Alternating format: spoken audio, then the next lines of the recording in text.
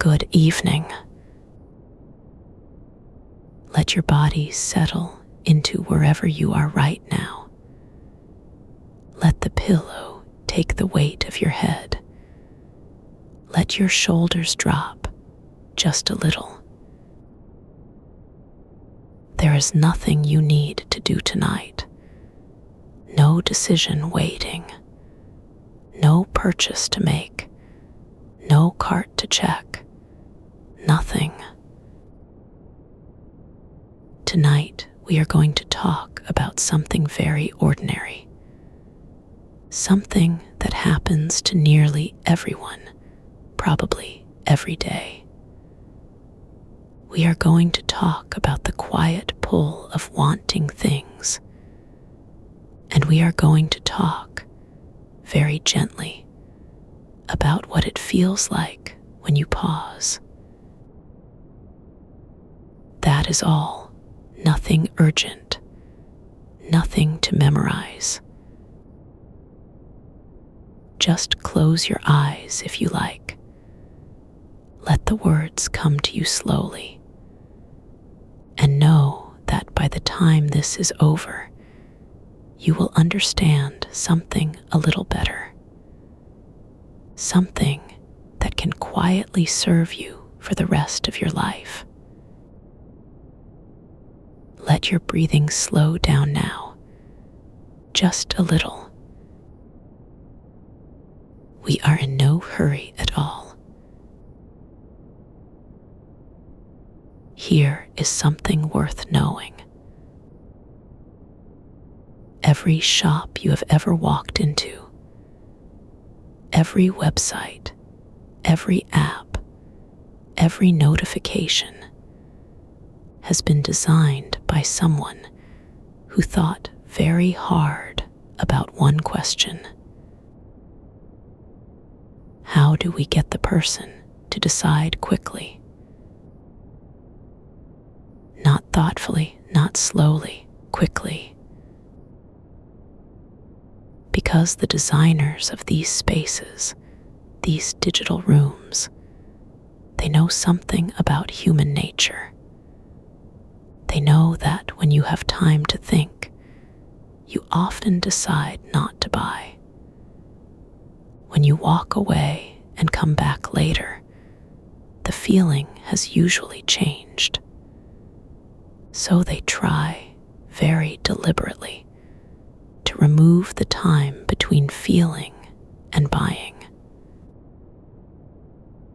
Think about the things you have seen. The countdown timer in the corner of the screen. 4 items left. Sale ends midnight. Just for you. Limited offer. Buy now and save. Every one of those phrases was written to do one thing. To create a sense that if you wait, something bad will happen. That the window will close. That the chance will vanish. And here is the quiet truth beneath all of it. The window almost never actually closes. If you miss the sale, there will be another sale. If the item sells out, it will come back in stock, or something very similar will appear. The urgency is almost always invented. It is a feeling, not a fact. This is not said to make you angry. It is just useful to know. When you feel that urgent pull, that slight flutter of anxiety, that fear of missing out, you are often feeling something that was deliberately designed to make you feel exactly that. And knowing that changes things, just a little, just enough. let us talk about what impulse spending actually feels like from the inside. It usually starts with something small. You are scrolling, maybe without any particular intention. Or you are walking through a shop on the way to somewhere else. Or an advertisement appears and it catches your eye. And something shifts. There is a small lighting up inside you, a kind of warmth or excitement. Sometimes it is almost physical, a leaning forward, a brightening of attention. Your mind begins to build a small story about this thing, about how it would feel to have it, about how your life, in some small way, might be better with it in it. This is not a flaw in you. This is simply being human. We are wired to want things. For most of human history, that wiring kept us alive. Wanting food, wanting warmth, wanting comfort and safety. The wanting itself is old and natural and deeply embedded in who we are. What is new, very new, historically speaking, is the environment those wants are navigating now. An environment of infinite shelves, one-click buying, next-day delivery, stored payment details, apps that remember your size and your preferences and your browsing history. The wanting has not changed. The speed at which it can be acted upon has changed enormously. So when that feeling rises in you, that warm pull towards something in a shop window or on a screen, try to be gentle with yourself about it. You are not weak. You are not failing. You are simply human in a world that was very carefully built to make that feeling lead directly to a purchase. The question is not how to stop feeling the pull. The question is simply what you do with it. And that is where the pause comes in. There is one thing, just one, that stands between an impulse and a purchase. A moment of space. That is all. A breath. A pause. A small gap in which you are no longer in the middle of the feeling, but standing just slightly to the side of it. This sounds almost too simple, but it is, in practice, one of the most financially protective things you can do. More useful in the everyday fabric of life than almost any budget or spreadsheet or financial plan. Because the feelings that drive impulse spending are genuinely powerful, and they are powerful specifically in the moment they arise. They are designed to be acted on immediately. They want to shorten the distance between feeling and doing. The pause refuses to shorten that distance. Even a very small pause can be enough Sometimes all it takes is setting the item down, walking to a different aisle, closing the tab, putting the phone face down for 2 minutes. You are not saying no necessarily. You are just saying not yet. And in that not yet, something remarkable often happens. The feeling begins to breathe differently. It does not always disappear, but it shifts. It becomes something you can look at, rather than something that is looking at you. And from that slightly different angle, you can ask a few quiet questions. Do I actually want this? Or do I want the feeling I imagine this would bring? Would I have thought to go looking for this if I had not seen it just now?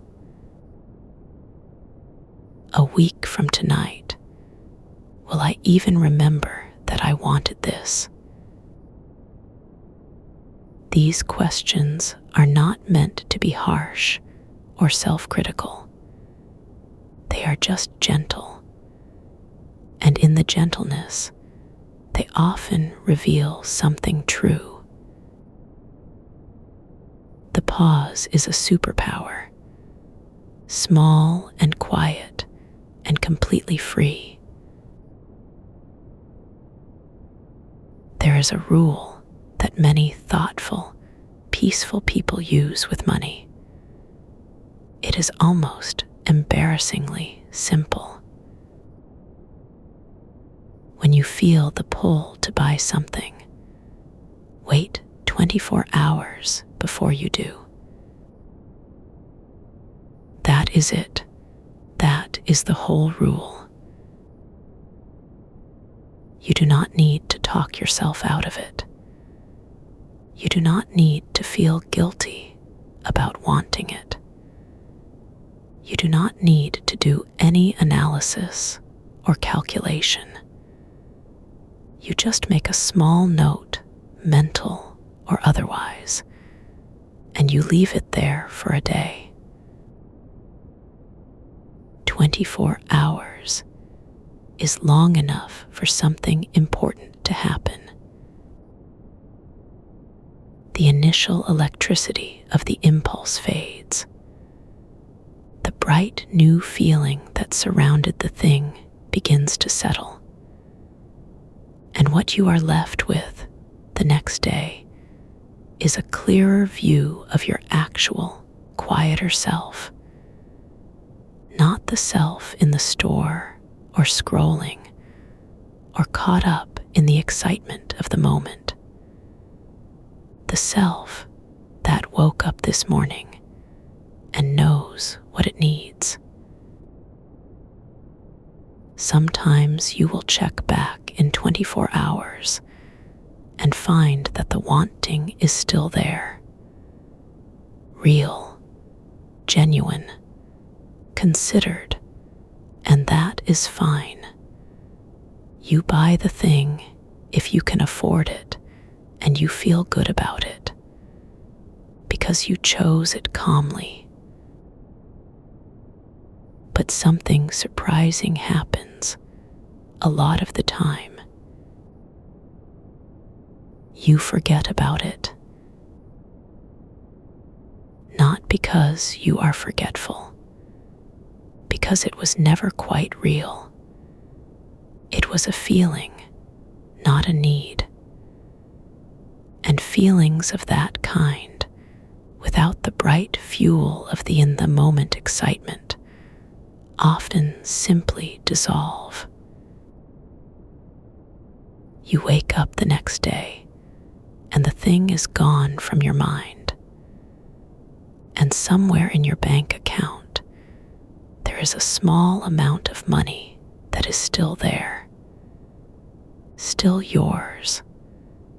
Not a lot, maybe, but a quiet accumulation of those small moments is, over months and years, genuinely meaningful. The 24-hour rule asks almost nothing of you.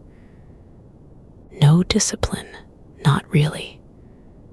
No deprivation, just a small delay, a breath, a night's sleep between wanting and doing. And for every day, smaller impulses, it is often all you need.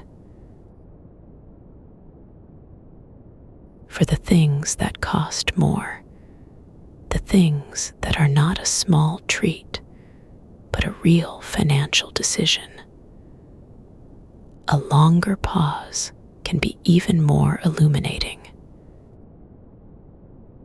30 days. Some people call this a cooling off period, but that phrase makes it sound like something hot that needs to be suppressed. And this is not really about suppression at all. Think of it more as a reading period. 30 days in which the want lives with you, in which you notice whether it comes back on its own or whether it quietly fades. Because here is what 30 days tends to reveal. For a genuine need or a genuine, well-considered want, the desire tends to persist. It does not grip you with the same bright urgency as it did on day one, but it remains. You think about it every now and then. You imagine it in your life, and the image still feels right. When the 30 days are up, you are not buying on an impulse. You are buying on a quiet, considered preference. That is a different thing entirely. But for many impulse desires, the larger ones, the ones that seemed so important in the shop or on the screen, 30 days is enough time for the whole story to change. You remember, somewhere in week 2, that you already own something similar, or that the space in your home is already full, or that the circumstances that made the thing seem so appealing that day have shifted, or simply that when you check in honestly, the desire has gone quiet. It no longer calls to you. And there is something almost peaceful about that moment. Not the peace of discipline or resistance. The peace of recognizing that the wanting was passing, that it was weather, not bedrock. You did not resist it exactly. You just waited, and it moved on by itself. The 30-day rule is especially useful for anything above a certain amount, whatever feels, to you, like a meaningful sum. You may have your own threshold. Some people set it at $50, some at $100, some at $200. There is no correct number. What matters is the intention behind it. For things that feel big, give yourself time. Let the feeling live with you before you let it live in your home. Here is a small practical thing that many people find unexpectedly useful. when you feel the pull to buy something, especially online, where a cart is always just a click away. Try this instead. Add it to a wish list, or a note on your phone, or a simple document somewhere. Not to the cart, to the list. The cart implies intention. It implies that you are on your way to buying. The list is quieter. The list is just a place for things to rest while you decide. There is something almost satisfying about adding a thing to a list. It acknowledges the wanting without immediately acting on it. It says, yes, I see this. I notice that I want it. I am going to keep it here for now. And then you come back to the list later, not necessarily to buy, but just to look. What you often find is that the list becomes a kind of record, a trail of things that once felt necessary or exciting or urgent. And looking back at it from a distance of days or weeks, you can see clearly which ones have stayed alive in your mind, which ones still feel true, and which ones you can hardly remember wanting. The ones you can hardly remember wanting, those you can simply remove from the list. And in removing them, you also remove the claim they had on your money. This is not a complicated system. You do not need an app or a special method, just a place to put things. A quiet holding pen for your impulses, where they can settle and be seen before they become decisions. Some people review their list once a week, some once a month, some only when they happen to open the document again. However often you look, the effect is the same. You are slowing down the distance between wanting and buying. You are giving yourself time. And time, when it comes to money decisions, is almost always on your side. There is something worth sitting with for a moment. Most things you have wanted across your whole life, you did not end up getting. And most of them you do not think about now. They came, they were real for a little while, and then they faded. And you are fine, more than fine. This is actually very good news. It means that the intensity of a want in the moment tells you very little about how much you will miss it if you do not act on it. The feeling in the moment is loud. The absence later is almost always quiet.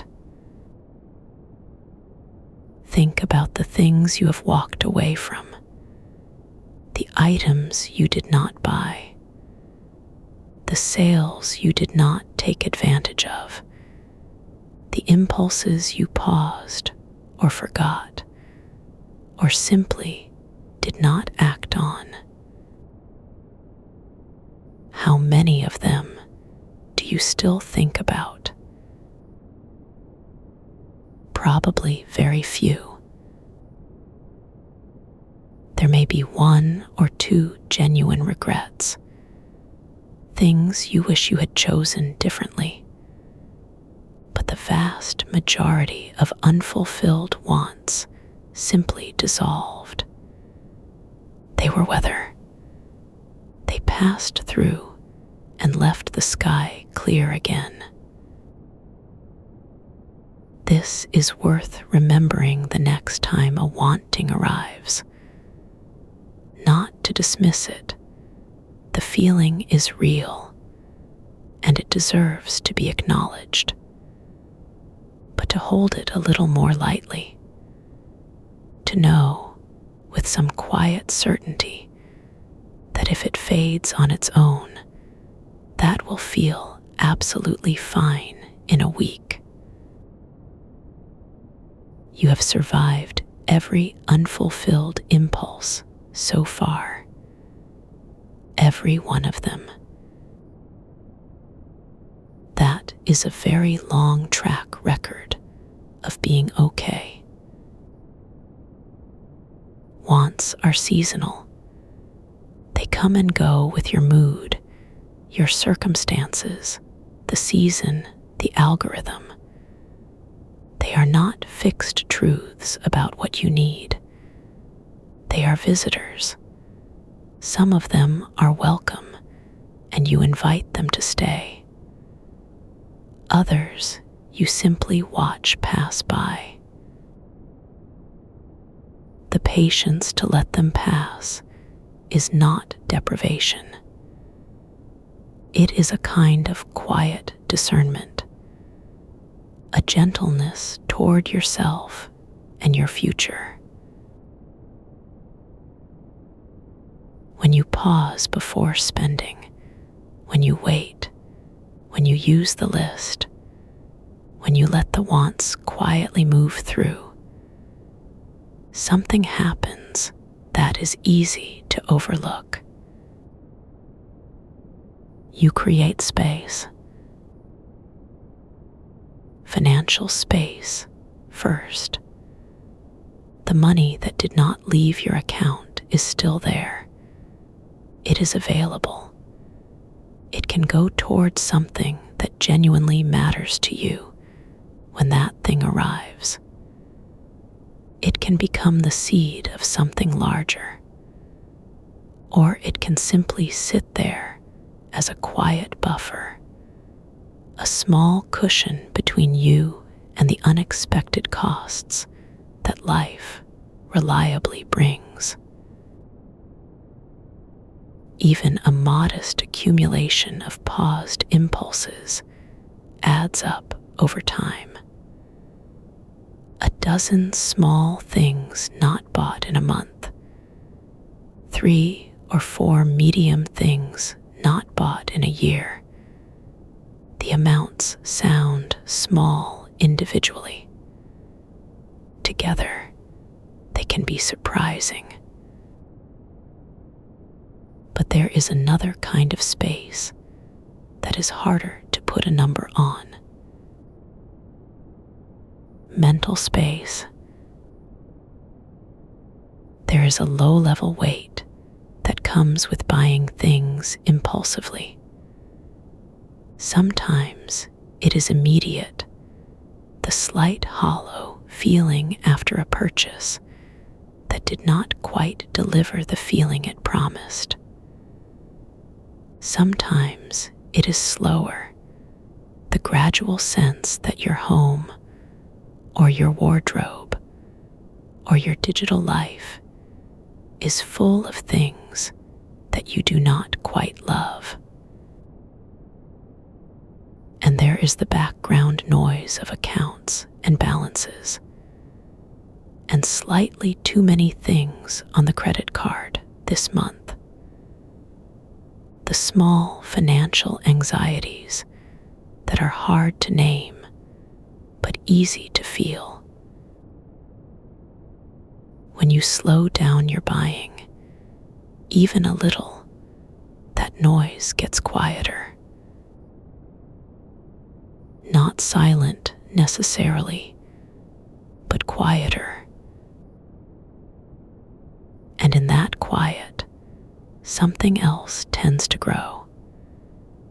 A sense of agency, a small but real feeling that you are making choices rather than being moved by forces you did not choose.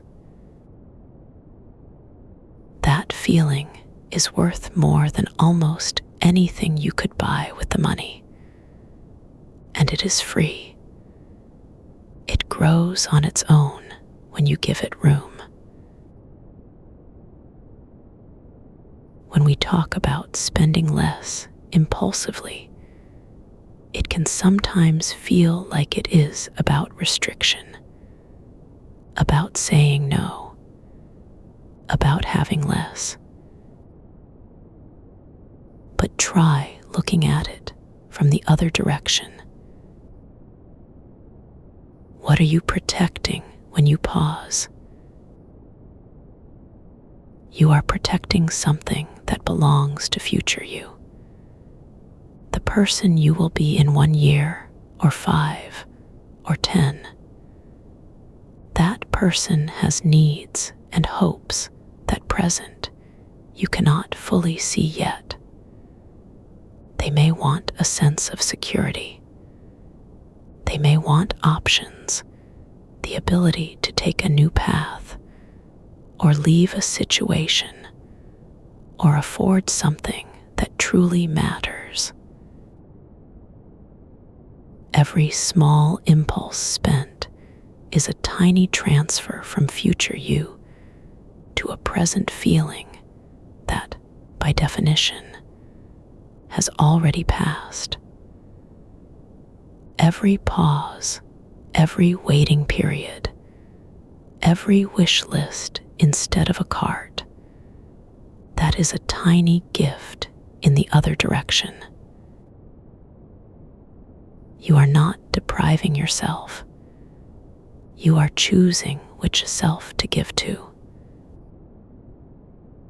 And future you is part of you, just as real, just as deserving. There is also something deeper here, below the money itself. Impulse spending often rises most strongly at certain moments. When you are tired, when you are stressed or anxious, when you are bored or lonely or overwhelmed. The wanting in those moments is sometimes a reaching for comfort, and that is understandable. There is nothing wrong with wanting to feel better. But the purchase rarely delivers the comfort in a lasting way. The relief is brief. And then the underlying feeling is still there, tiredness or stress, or the quiet ache of a difficult period. And now there is also a slightly smaller bank balance. Noticing this pattern gently, without self-criticism, is useful. When the impulse rises strongly at a particular time of day, or week, or after a certain kind of event, that is information. That is your nervous system reaching for something. And sometimes the more honest question is not how to stop the spending, but what else might help. A walk, a glass of water, a conversation, sleep, rest. These things do not cost what the impulse purchase costs, and they often address what was actually needed. Patience with money is not glamorous, It does not make a good story in the moment, but it accumulates. Think of it like water moving slowly. A single drop changes nothing. 100 drops change nothing much. But given enough time and enough patience, water shapes stone. Water carves valleys. Water builds, slowly and without any drama, the features of a landscape. Your small, quiet choices about money do something similar. They are not exciting. They do not feel important in the moment, but they are shaping something. They are building the financial landscape of your future, one patient decision at a time. The 24-hour rule, used consistently, saves something every month. The wish list, reviewed honestly, saves something every season. The 30-day pause, held gently, might save something significant every year. And those savings are not locked away in some abstract future. They are seeds. They grow. A little money kept patiently becomes a small buffer. A small buffer becomes an emergency fund. An emergency fund becomes a kind of freedom. The knowledge that the unexpected will not break you. And beyond that, money kept and invested with patience begins to grow in ways that feel almost quietly miraculous. You have probably heard about compound interest before. It is one of those ideas that sounds modest and becomes, over time, genuinely remarkable. Money growing on itself, returns producing returns, the whole thing moving slowly, without drama, while you are simply living your life. And it begins every time with something saved, something not spent impulsively, something that was wanted in a moment and waited for, and then quietly kept. The glamorous version of wealth involves dramatic decisions and bold moves. The quiet version, which is the one that actually works for most people, involves patience. Small, repeated, undramatic patience. You are practicing that patience every time you pause. You have listened for a while now, and that is enough. There is nothing to decide tonight, nothing to act on. The impulse, whatever it was today, will still be there tomorrow if it is real. And if it was just a passing thing, it will be gone, and you will not miss it. What you are learning, slowly and gently, is how to be with wanting, not to fight it, not to be ruled by it, just to pause, to breathe, to let the feeling show you what it is made of. Most wants are light. Most of them, given a day or a week, become nothing at all. a small ripple that came and went, and in their passing, they leave your future a little more intact, a little more yours. You are not missing anything tonight. You have everything you need right now in this moment. Warmth, rest, a slow mind, the gentle hum of a quiet evening. The stores are closed, or they might as well be. The wish list can wait. The cart is not going anywhere. Tomorrow, or the day after, you can look again with clear eyes and a quiet heart. For now, let your breathing be a little slower. Let the day dissolve. Let the wanting settle down to nothing, the way water stills when the wind stops. You did well today, in ways you probably cannot see. And tomorrow will bring its own small choices, and you will meet them the same way, gently, patiently, with a little more wisdom than yesterday.